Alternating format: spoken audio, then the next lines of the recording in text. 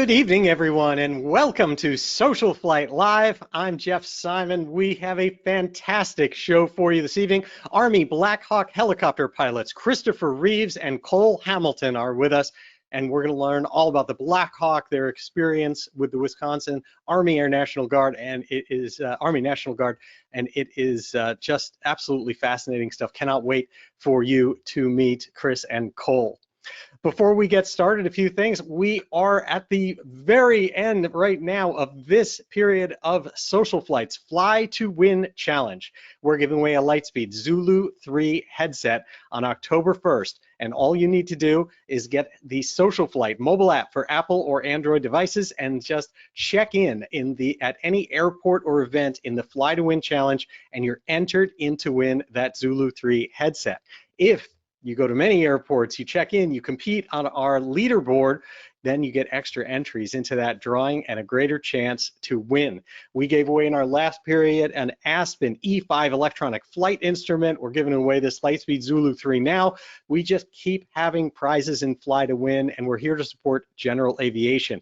And regardless of participating in that, the SocialFlight app and SocialFlight.com have tens of thousands of aviation events and destinations, so many places to fly, and so please go check it out so that you can get out there, do more flying, and participate more in general aviation.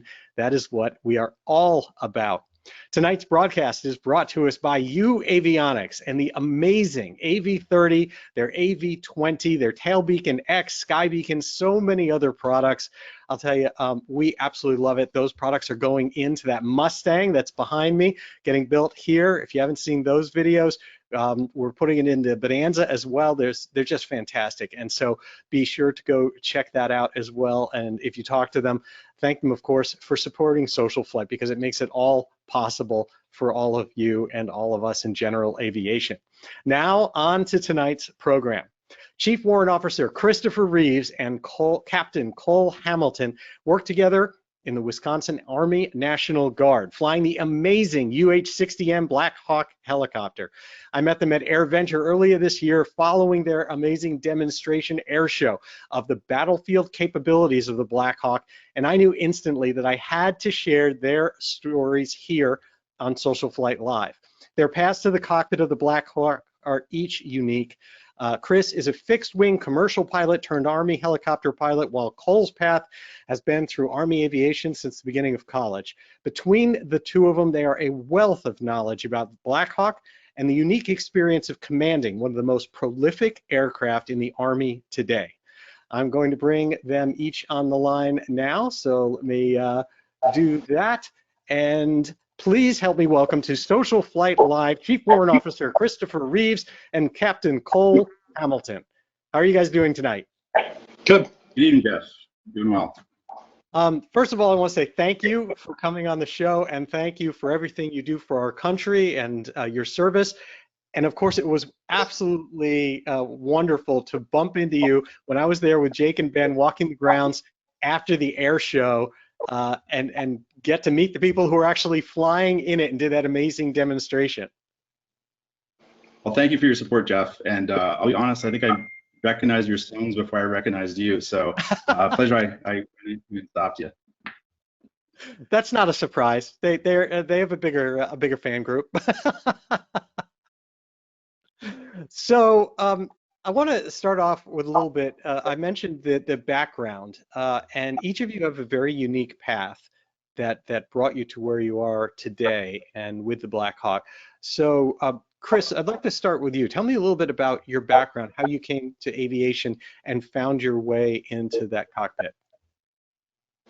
Sure. I'm not really sure how it started, traveling commercially as a young kid, watching big machinery move around, and the biggest machine that you can possibly move around is an airplane. So I think there's a spark there.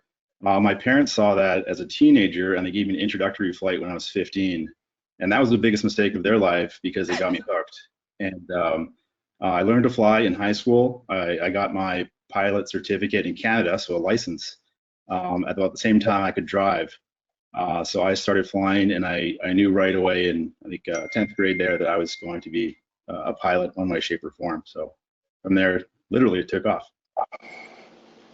That's awesome. And what transitioned you from, tell me a little bit about your civilian flying and how you found, how you moved from civilian flying then into helicopters and with the Army. Yeah, absolutely. So I learned to fly and got my commercial certificate in September of 2001. I started looking for a job, and there wasn't a whole lot of them out there.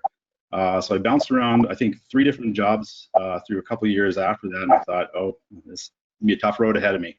I learned to fly instead of getting a college education up in Canada, and my parents are very great folks, but just not enough money in that bank account to send me both to college and to flight school. So I decided, in order to facilitate that, I'd join the military because they have a really good education and robust programs for that. So I joined the Marine Corps by virtue of my mom being American. So I'm still a citizen at the time. So it was an easy, well, paperwork-wise, it was easy to go cross the border, go to the recruiter and say, hey, send me to boot camp. So I spent 5 years enlisted. All the while, I still had that yearning desire inside me to be in the flight deck of those aircraft that I supported from the ground. And I thought one day I'm going to be in one of those aircraft.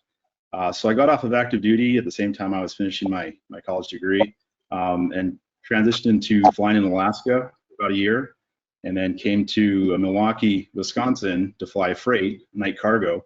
And at the same time, this was about 2 years, two and a half years after leaving active duty.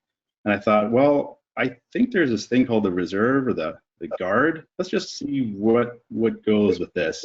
So I originally talked to recruiters saying, well, maybe infantry officer or artillery officer might be a thing.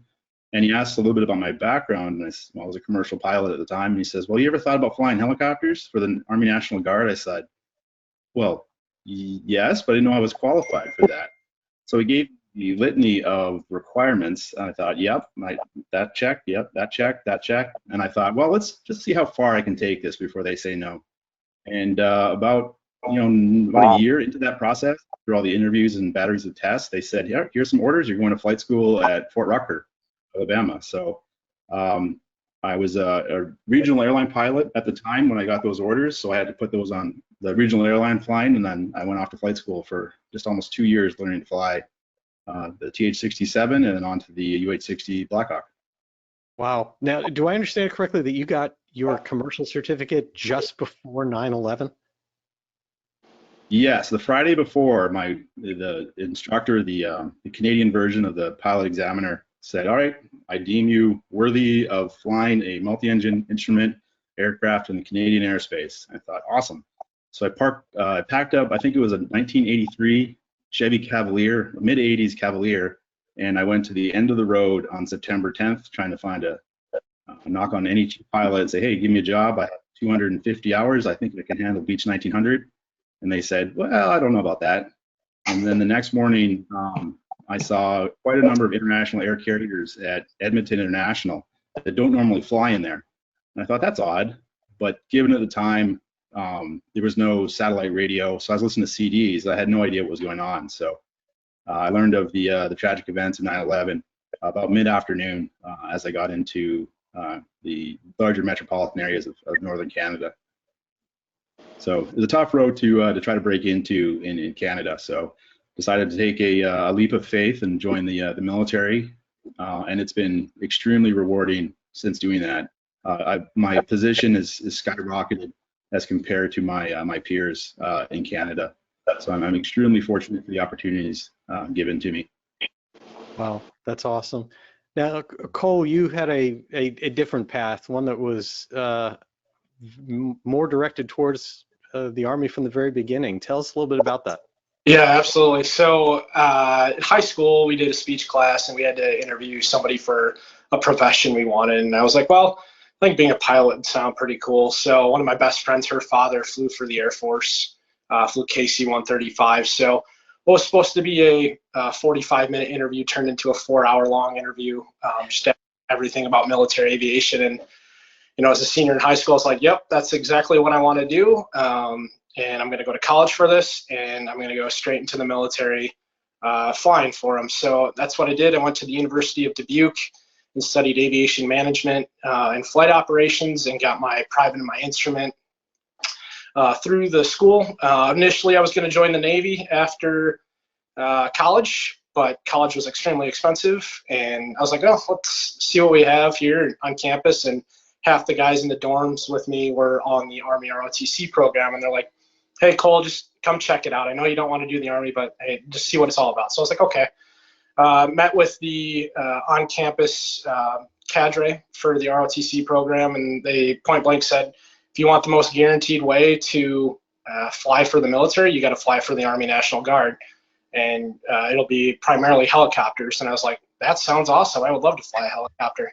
And so did listed in the Wisconsin Army National Guard my second semester of my freshman year. Went to basic training between my freshman and sophomore years of college, and then came back and got my ROTC scholarship. And then shortly after that, I met Chris at the unit back in 2014. Was a cadet, so I was drilling with the unit as well as doing college and ROTC for about 3 years. And then Chris and the unit went off to deployment. A month after college, went to Army Flight School, and been working for the Army ever since, full-time capacity, flying and doing some more management and office work. But yeah, that's really kind of my path in a nutshell. Tell me a little bit about the mindset that it takes for the military, for your unit, et cetera, because it seems like that's probably one of the most important things, to knowing that Army aviation is really the right fit for you. Sure. So I would say the biggest thing with military aviation is not necessarily, yes, you have to be proficient and capable of flying an aircraft, but really what they're looking for, especially as you work towards pilot in command and the air mission commander and those kind of qualifications, they're really looking for decision making, maturity, kind of level-headedness, and being able to not only think inside your own cockpit, but the battle space around you and what is going on at any given moment, and being able to react to that calmly and effectively. Mm-hmm. So you're Jeff, I think. Yeah, Chris, please. To add, I think the best interview question that I got along the way was my commanding officer asked me, do I have any speeding tickets, or what am I like as a driver? And I said, I don't have any speeding tickets. I think I have a parking ticket. And he goes, that's an indicator of my trust in you, because if you can demonstrate to society that you fall within the rules that you're required to, that demonstrates to me that the rules I place on you, I can give you this $20 million aircraft. I don't have to worry about you going out and breaking rules. So it's that kind of mindset that to kind of correlate it to the John Q. public is that there's lines that we have to stay within, and there's a dynamic environment, but it's not what's the 50s actor, I'm trying to think of the name, but Rebel Without a Cause, the actor for that. James Dean. You can't be a rebel without a cause. That's it. Yep, James Dean. We don't have any James Deans. Nope, no Cowboys. So what was it like, Chris, for you transitioning from flying commercially in your experience with that, where you were at the moment, to going into a military environment and changing your career towards that? It's really hard to really articulate. So the airlines are very, very regimented, SOPs, flows, and callouts. In Army aviation, we have a checklist that we must do, but how we come about getting to that checklist in the airliner cockpit is a little bit different than how we get to it in the Blackhawk. Both have to be completed and done. It's just how we get to that is different. Mm-hmm. The preparation is probably 3 to 1, military to civilian. At civilian, I show up, there's a stack of paperwork, I check it over, and we're good to go. And it takes about 45 minutes to look at that by the time you're ready to be airborne. We're in the Army, it's probably about like 3 times that amount. So hour and a half, 2 hours, we go through just a plethora of stuff that otherwise a dispatcher would handle for us. But on top of that, we have to be able to dynamically update within the flight. So we also have to know Army regulations, FAA regulations, and then some sort of like subsequent regulations for our state. There's just a litany of stuff that we have to know and be proficient with them. So it's a little bit of a mindset difference. It does take me one or two extra thought processes in order to go, okay, I'm not in the airliner anymore, I'm in the Blackhawk. I need to punch this button to do this. Or weather minimums. Army Aviation has different weather requirements than the FAA, like civilian type pilots. So I have to think, okay, am I able to conduct this mission? Yes or no? Whereas civilian mindset, maybe no. Army Aviation, maybe yes. And then there's risk associated with that. So it's a different mindset, but it requires some thoughts, an extra thought here and there. Tell me a little bit about the training. You already had experience, of course, with fixed wing, and you understood that side of it. Like, what about, like, what helicopter do you start in? Chris, what was your first helicopter with your training? I started a number of years ago, and we had the UH-60M Creek. That is the military designator for the Bell 206. I think it's B2 Jet Ranger. I think that's. Yep. I might have maybe not flown that exact one. I was on the exact level playing field as every one of my other classmates, and a lot of my classmates didn't necessarily have the experience that I did, but that didn't matter. We were all competing with each other academically and through performance, and there was a lot of really good folks in my class that did really well. Some of them picked up how to hover before I did, so I thought, here I am, a fixed wing pilot, I got this. But no, I didn't have it right away. I needed to learn it. So starting from ground zero, everyone was equal, and we progressed from there. I think the only advantage I had as a fixed wing pilot is I had an instrument rating and had some time flying instruments. And in a helicopter, it's the same thing. Instruments is instruments. So I had some advantages there, but that was about it. I do have to say, during auto rotation, it was the weirdest thing to come down to the pavement, the landing zone, or the runway, if you will, and actually push forward on the side click in order to level out the aircraft. It was so counterintuitive as a pilot to want to pull back and flare, but that's not what you want to do in an auto rotation in a 67. That was a mind bender to get over. I didn't even know that was what happens, that you have to push over at the last minute in an auto rotation in that. Yeah, so what you're doing is, I'll demonstrate with my fancy model here. So as we come down, we're going to high angle attack, and we actually have to push forward to kind of level off the helicopter in order for it to settle down at a near vertical. So you're pulling back to decelerate, and then you pull the collective and push forward on the cyclic to level it out. Otherwise, you're going to hit with the tail skid first, and that's a bad day. So it's kind of, there's multiple inputs you have to do, but one of them is pushing forward on the cyclic, and it's different. Cole, tell me about your training, and what helicopter did you train in before you got to the Blackhawk? Yeah, absolutely. I flew the UH-72 Lakota, the alpha model of that. Yep, that's the one. The civilian equivalent is either the BK-117, I think the Charlie 2, or it's the Eurocopter 145, essentially. When I went through flight school, half of flight school was still flying the TH-67, and then the other half was flying the UH-72. Since I have graduated back in 2018, they've actually completely phased out the TH-67, so that is the primary trainer for the Army today. Wow, so that's what everybody uses. I think it's interesting because from a civilian perspective, those are big helicopters. Those are, we're not talking Robinsons. They're obviously already turbine helicopters. And were you already dealing in that very beginning with fairly sophisticated avionics? For me, it was all glass cockpit. I couldn't tell you. I think it might have been Rockwell Collins. I'm not sure off the top of my head what the avionics package was, but yeah, absolutely. Fully glass integrated multi-engine, which I think the TH-60M is only a single engine, right, Chris? Yes.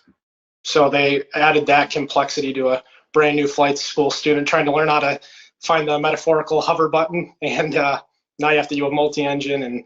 And for me, though, I flew G1000 glass Cessnas in college, so glass cockpits were pretty familiar to me. Steam gauge to this day still are not familiar. I think I've had maybe 10 hours in an aircraft total with steam gauge. The rest of my time has all been glass cockpits. So that part was an easy transition. And like Chris was saying, I had my instrument rating in the plane, so it helped with the instrument, but everybody's on the same playing field with flying a helicopter versus what a plane is like. So Yeah, it's interesting though that you're starting with aircraft that are already at that kind of at that level. Tell me, do you remember the first time that you got in the Blackhawk in the right seat? Which, of course, in a helicopter, for those of you that may not fly helicopters, is actually the pilot seat. Yeah, Chris, you go I first. remember mine. Yeah, the harness, it's a 5-point harness. And I remember clicking it in for the first time and go, this is pretty cool. I like this. What was it like? Oh, go ahead. Sorry. I'm trying to think of a poetic way of putting it, but at Fort Rucker, they have these simulators that we'd go through. So you'd have the full switches simulator of doing the startup, because the startup can be very complicated. And so we would practice it dozens, if not hundreds of times at our study library. So the very first time I did do it in the actual helicopter to go fly, it was almost like I was used to it at that point. But actually starting the aircraft for the first time, hearing those engines, those I think the T700s on the Alpha that I flew, or the 701s, come to life for the very first time. It's not this little speaker behind you. Yeah, there was a smile that lasted for several weeks after that. Tell me about the startup procedure. What's the process, or what makes it that I would not have thought that is something that you have to train on, and that more than a couple buttons. Because when we think of jet engines in the civilian world and in the jet world, we think about everything being simpler and just FADEC, or just look for a certain speed and introduce fuel. You don't think it's a really complex procedure. Well, we have quite a lot of cautions, warnings, and notes associated to almost every button that we switch. So if you could imagine, if we put power onto a hydraulic system that's actuated and should not be actuated, it could cause damage or death to somebody of value. Keeping in mind with the Blackhawk, we'll generally have crew chiefs that are standing outside underneath the aircraft. And so if we actuate a hydraulic switch, we test our backup system. And if, for example, our tail wheel switch isn't locked, there could be torque on the airframe, and it actually can move the airframe kind of about, if you would think of like the tail dragger ground loops. So we have to know every note, every caution, and every warning as we flip the switches. And I mean, I think the first note, this may be dated and some IPs may yell at me at this, but I think the very first note is your seat position. And so knowing your proper seat position, because we can articulate up and down, we can't go forward and back, but we can adjust our rudder pedals or our tail rotor pedals forward and aft. And so the proper seat position is important for our visibility as well. So that there's a note associated with that. And so we have to know that. And those are all like numbers or settings that every time you climb into one, you know exactly what you're doing. Yes, yeah. Cole, we have Cole, tell me a little bit about what you remember about that, or a little bit what it's like for Sure. someone new to the Blackhawk. So it's funny Chris brings up the cockpit trainers, because right as I was about to start the flying portion of the 60 course, Chris was down at, I think you were at the AMSO course, if I remember right. And so I was like, Chris, I need help with these run-ups because like I am in over my head right now, and it's a lot. So I think Chris and I probably spent 4 or 5 hours on a Saturday and a Sunday, and he's just, thank God for him, just running through stuff with me over and over and over again. And I get into the cockpit for the first day, seatbelt harness thing and everything, and then I messed something up horrifically on the checklist for the startup. And I'm like, oh, Chris would be so disappointed in me right now. But yeah, that was really my first memory of it. And then just thinking, wow, this is like, yes, you do the cockpit trainers and it's got the full screens and the run-ups, but it's something wholly different when you spool up those engines for the first time for real and see those rotor blades going. It's a pretty incredible feeling. Wow. Do you find the Blackhawk is fairly natural to fly, or is it really challenging? And I say this coming from a perspective that I've been handed the controls of a helicopter a couple times in attempted hover, and I can tell you neither time went well. So for me to relate to what's involved, tell me what it's like to be the first time of actually managing that beast. Well, I'll let you go first, and I'll chime in afterwards. So my instructor, his name was Ed Douglas, in the Lakota for the first time hovering at least. He would kind of give us the controls in segments, if you would. So he would be like, okay, you're at a stage field. I know we talked about it the other day, Jeff, about like there's these stage fields all over southern Alabama for the Army. So we're at a stage field, and we had switched out pilots, like the students. And he's like, okay, we're going to hover taxi down this line, and I just want you to handle the pedals. I'll handle the collective and the cyclic, and you're just going to manage the pedals to make sure we're straight. And so we did that for a couple days, and he's like, okay, now I'm going to give you the cyclic only, and you're just going to manage the cyclic. And then we would work on that. And then he's like, okay, now I'm just going to adjust the collective. He kind of did that until then it was the collective and the cyclic. Then he's like, okay, now try all three. And by that time, we had done it so many times in segments that it kind of just clicked finally. But it is a pretty funny sight watching people try to hover for the very first day while you're waiting for your stick buddy to get done flying, and they pick you up, and everybody's just like wiping out the parade field or the stage field. Just like nobody can hover straight. And but eventually everybody gets it. Bumblebees. Go ahead. Bumblebees around a hive is the best way I can describe it. Yeah, I would say, to answer your question about which one's or which one feels more natural, probably biasly nowadays, I would say the Blackhawk is a lot more natural to fly, but I've been removed from flying Lakota since early 2018. So back in the day, I would have told you it doesn't matter what airframe it is. It's all so completely new and foreign that they're both hard to fly. I would say the avionics are definitely easier on the Lakota, but I would say the 60 is probably a little more responsive than the Lakota in terms of controls. Yeah, the Blackhawk is very smooth on the controls, and it has a large amount to do with the hydraulic system. The TH-60M doesn't have hydraulic assist. It's kind of bell cranks and pulleys and chewing gum. So it's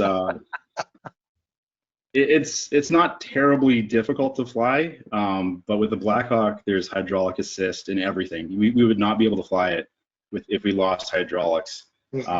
So with that being said, and I got to thank whoever engineered and designed some of the systems, they actually counteract each other. So if you pull up on the collective, it increases the blade, increases the torque, and so there's a mechanical mixing unit that will compensate for that collective input, and will actually give a little bit of nose, the pedal input or tail rotor input to compensate for that. And there's 4 different mixing units as you various control inputs. It'll actually counteract it. And it's all based upon a standard weight. So if you're above or below the weight, you're not going to be as efficient with it. But to your point, when I jump in the Hawk and I take off, it feels very smooth and natural. It doesn't like shut. Well, it vibrates like a vibration, like a laundry machine with a cinder block in it. But it does feel smooth at vibrating. So it's not smooth. It gets a little fatiguing.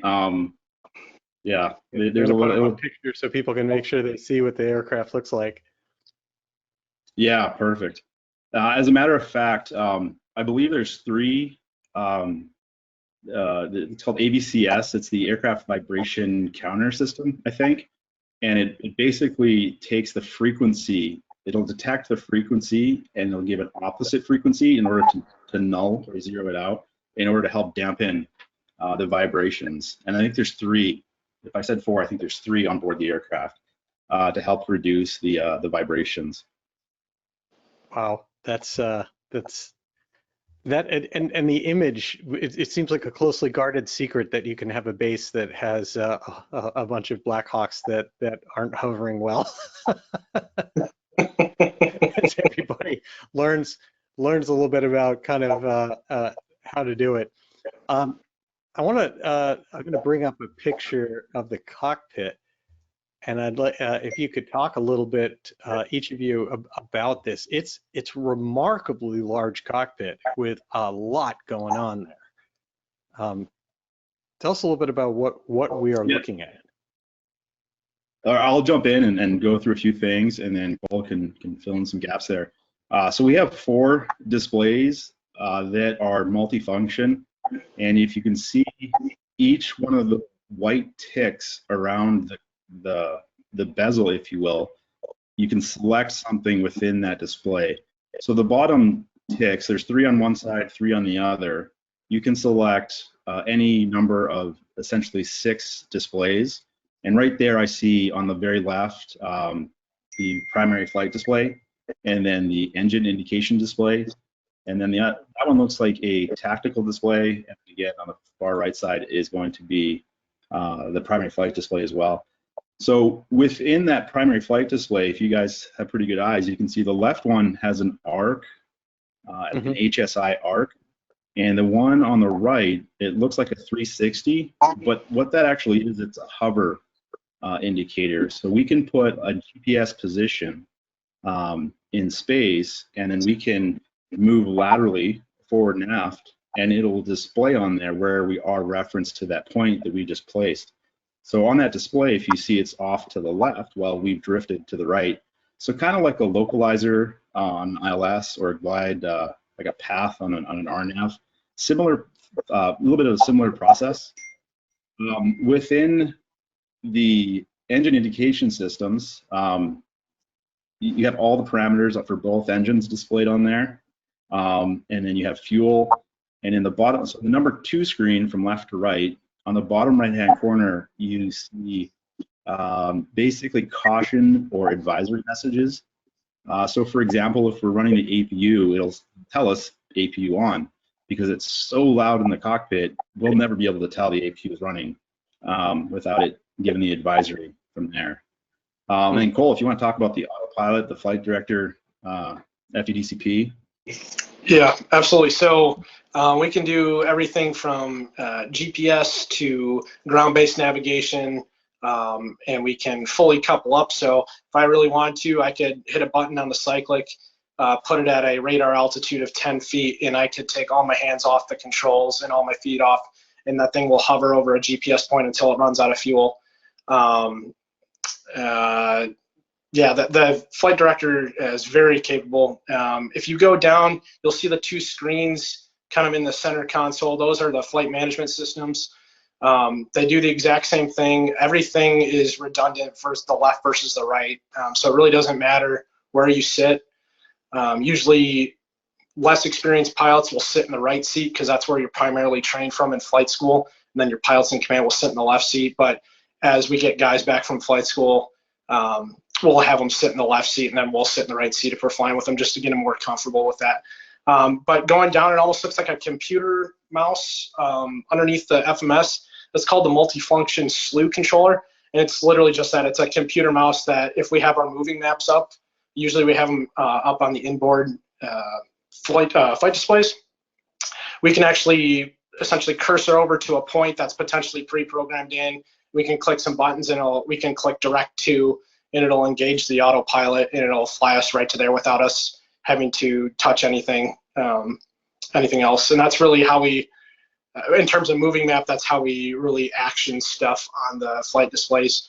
With that engine indication page, there's a button actually called IV HUMS, which stands for Integrated Vehicle Health Maintenance System. And that's where we do all of our health indication tests for the engines. If we've exceeded any limits, oil pressures, or any abnormal readings, those will kind of pop up on there.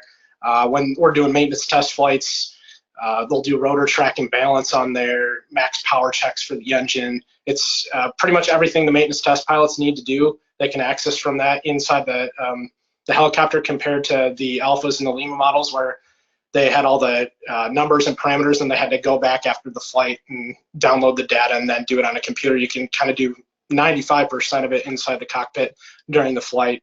Below those function slew controllers, a litany of different radios. The radios will change over the years. In our aircraft, we have one that can respond to our state law enforcement as well as first responders. And then we have a ton of different radios. It just depends on what the configuration is at the time of how many radios you have. But usually we can do Fox mic, we can do UHF, VHF, SATCOM, a lot of different types of radios. So it's a pretty capable platform, gives us a lot of situational awareness. It's pretty great to have all those things at your fingertips, literally, to do what you need to do. It could be task overload as well. We can run with 6 different radios, and if you can imagine Chicago O'Hare ground frequency, Atlanta approach tower frequency at the same time, and we as aviators are listening to, in our reference, the ground tactical commander. We're listening to the combined arms network and the aviation battle net. So we have to listen up to very specific things, and it can be extremely overwhelming because we have such a capability with the amount of radios that we have to manage. Wow. Tell me a little bit about its capabilities in terms of night flying, instrument flying, terrain following. What does it have? What can it do? I'll talk a little bit about that. So on the instrument side of it, we can do GPS, and then as Cole said, we can do ground-based navigation. So we can use TACANs, VORs, DMEs, and believe it or not, there's this thing called an ADF and an NDB. We can even do those. Maybe shot that approach twice. In the combat theater of operations, we're not going to be flying instrument conditions because we want to stay away from the enemy looking at us. And so everything we do is going to be pre-planned. It's about I would say almost 10 planning hours to 1 hour flying pre-mission that we need to do. And I think Cole will talk a little bit about that. But it doesn't have, everything is passive, if you will. So Cole talked about a radar altimeter. Well, we can't program a flight going 60 knots down a valley as it undulates, because we need to fly that and react to that. It's just not quite capable to do it completely in the dark. So thankfully, it's not completely autonomous yet. Maybe a few more years, but we still have a job, at least till I retire. So Cole, you might have to switch up here in a bit. Yeah. So as far as we've certainly heard things about kind of like low terrain following, use night vision goggles when you do it. Yes. Yeah. So anytime the sun sets, we're going to goggle up, and it magnifies the ambient light. It in some cases and instances it'll turn night into day. In other instances, it'll turn night into twilight. And so talking a little bit earlier about the difference between civilian and military flying, we have to consider the risk of the mission in front of us. We have to do our best to identify risk and try to mitigate that risk while also accepting the commander's intent for whatever mission that he's assigned us or she's assigned us. But we have tools to help mitigate that, and goggles is a huge one. It allows us to see basically in the shadows, if you will, whereas just our naked eyesight, we wouldn't be able to see quite a number of things. So that requires currency and, even better yet, proficiency. I haven't flown night vision goggles in a little while, and I would tell you I would not feel comfortable jumping in an aircraft and going low-level flying in the treetops at night under goggles without a little bit more practice under my belt. Yeah. So, speaking of risk mitigation, the Blackhawk itself is known to so many people, largely because, of course, of the real things that happened in Mogadishu and Black Hawk Down, the book, the movie. Tell me a little bit about your kind of experience with what happened with that and what you've seen evolve and change since then with those types of tactics. Sure, I'll jump in and say a few things, and Nicole, you can probably help fill in the gaps as well. So every theater of operations is going to be different. In Black Hawk Down, it is a great movie, not just for the cinematic appearances of it, but actually, when people ask what do I do in the Black Hawk, the very first reference I do is Black Hawk Down. I think it was Mark Bowden that wrote the book, and just a fantastic way that he wrote it, and then an even better, well, an equally as good movie as well. I give accolades to both of them. So with that, part of the reason it was shot down is it was stationary in a very hostile area. And I'm not giving any after action review comments to the pilots at the time, because they did a fantastic job given their scenario. But as something that we do as Army aviators, and even as aviators, is we look at incidents and accidents, and we try to identify what went on and try to avoid it for future operations. So one of the issues there at the Bakar market was they were somewhat stationary in their orbit to support their troops on the ground, and they were doing that for a reason. What we will do as a lessons learned for that, and this may be not a cookie cutter solution to everything, but we try to stay moving.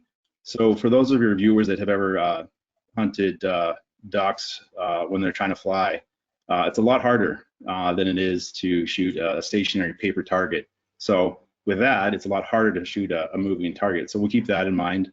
And what are the prolific weapons or proliferated weapons in the battle space? Are they small arms? If they are, well, there's a limitation that they have with their trajectory of their bullets. And so we will try to stay out of that trajectory and then plan our missions accordingly for that. So great reference, very good reference. Cole, any comments on it?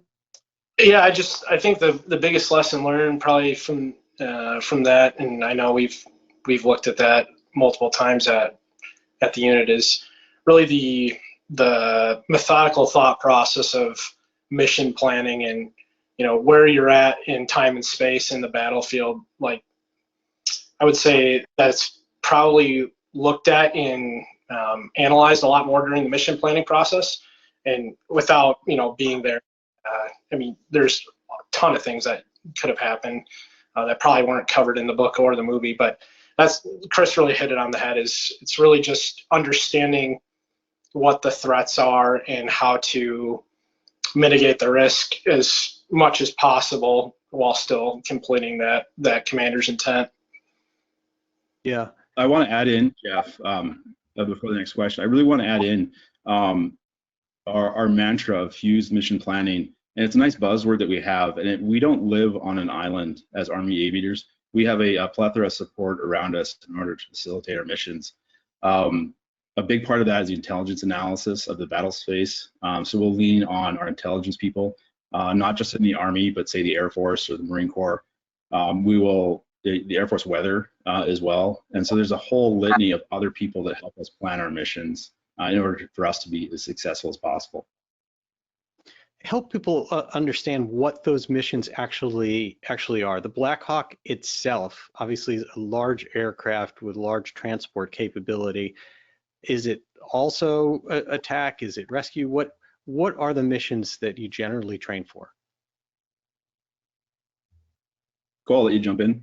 Yeah, absolutely. So in the Army, the first letter of the designator for each helicopter really kind of describes its mission set. So, for example, the U in UH-60 is for utility, the C in CH-47 is cargo, and for the Apache is the AH-64 for attack, right? So utility is just that. You'll also hear sometimes an HH-60, which is a purely medevac platform.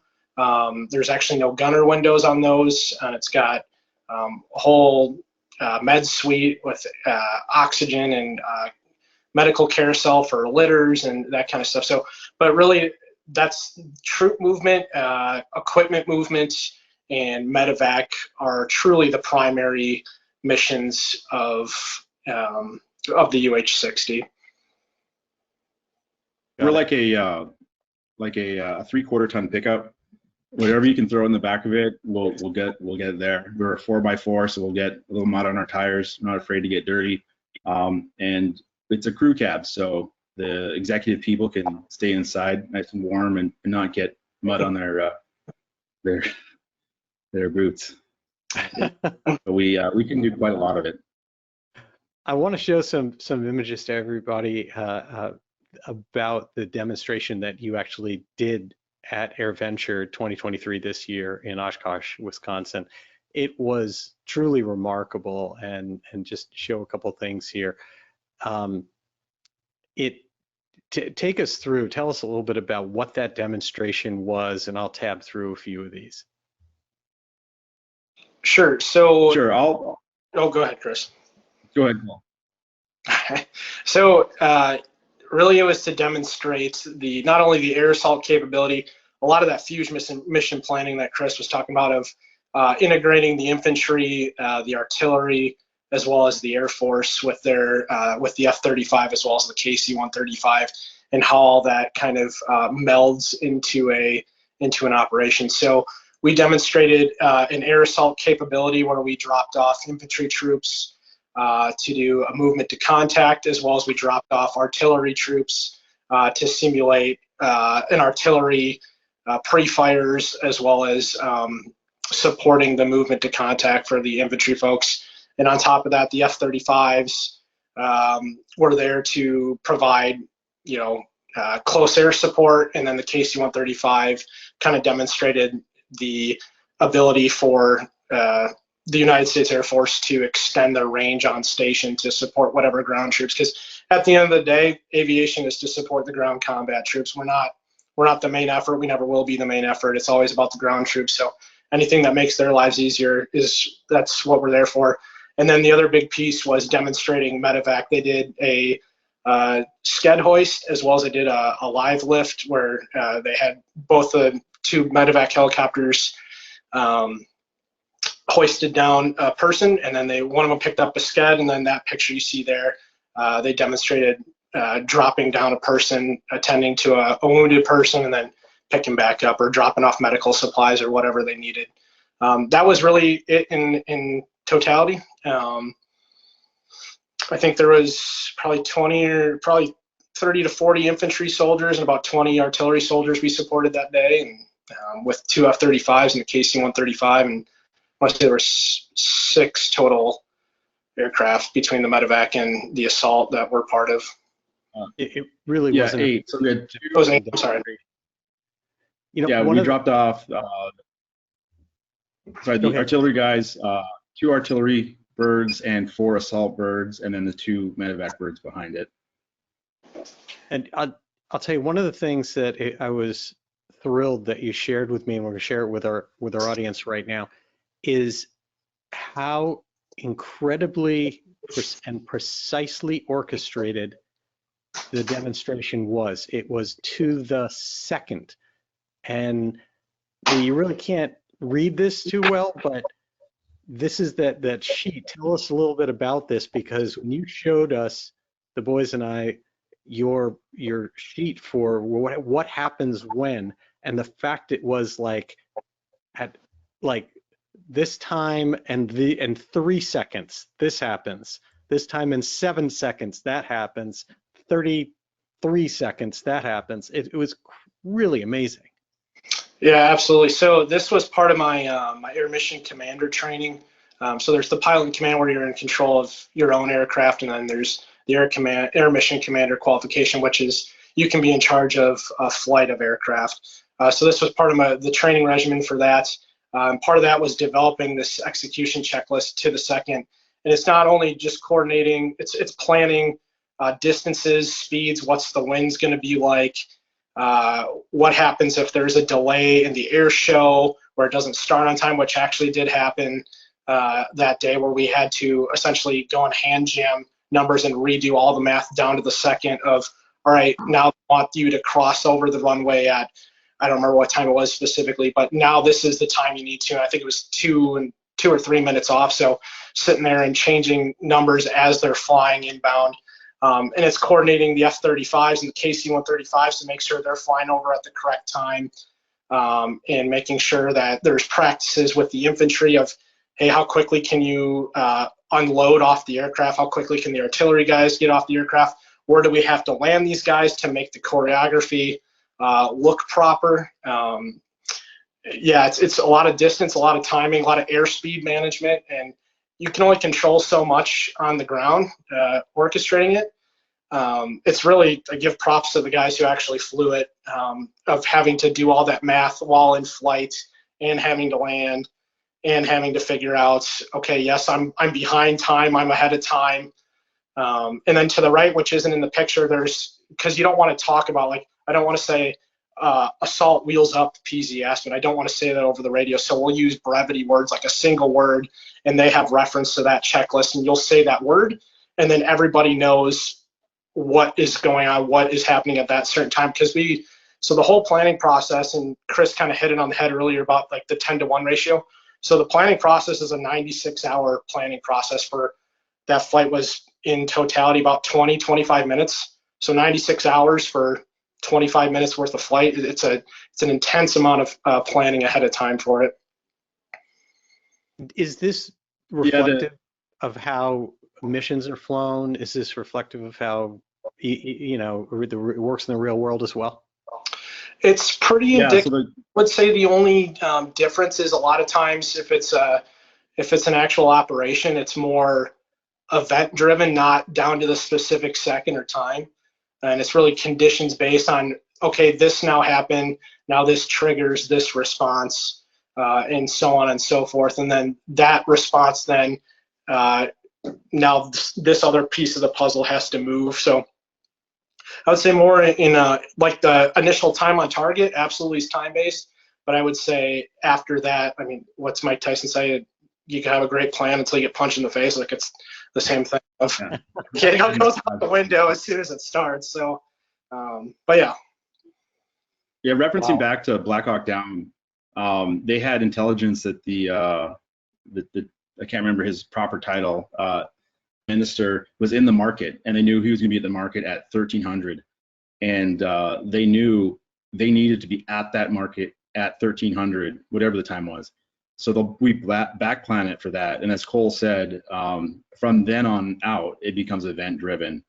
We try to anticipate what those events will be, but Mike Tyson always has a say in these fights. So that shifts for sure. How does that coordination shift? So you go and you program your avionics for it. You plan the mission, you program your avionics for it, and then something's got to adapt very quickly. For any number of reasons, even let's say theoretically you've got to go somewhere completely different for evac. How does that information get to you? How does it get into your avionics? How do you do something like that? So a lot of it is, well, that's one of the radios we listen to. As part of that 96-hour planning process, it's okay, what if this happens? And it's kind of playing the what if game until you've answered like any possible way something could go wrong, and you're like, well, I have a response for that. And that's part of the planning process. At the end of the day, though, if there's a communications plan, if some radios don't work for some reason, that's why we have like 6 different radios at any different time to switch to a different frequency or a different band of radio, right?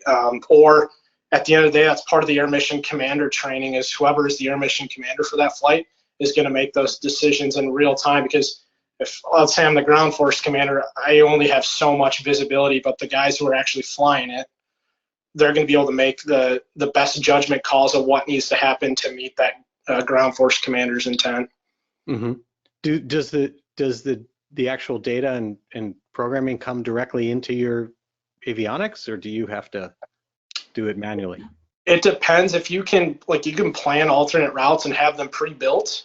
But if it's like, hey, throw this whole plan out the window and we're calling an audible, then a lot of times it's going to be whoever's the flight lead is hand jamming points into the GPS and flying it, and then giving times and communicating that back through the flight for everybody to put the same points in and be on the same page.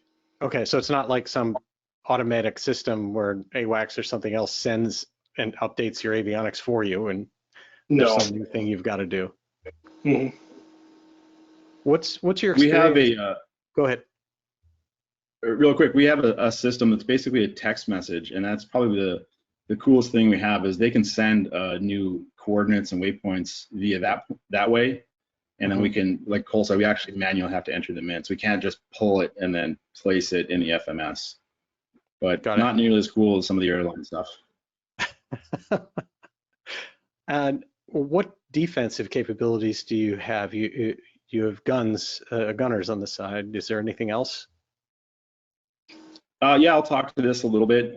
So we have some sensors on board the aircraft that can detect different types of infrared radiation. And so if someone's trying to shoot a missile at us, we can be able to detect that. And we have a system on board that'll identify, hey, there's a missile coming at you. And part of our tactics, training, and procedures will be to react to that.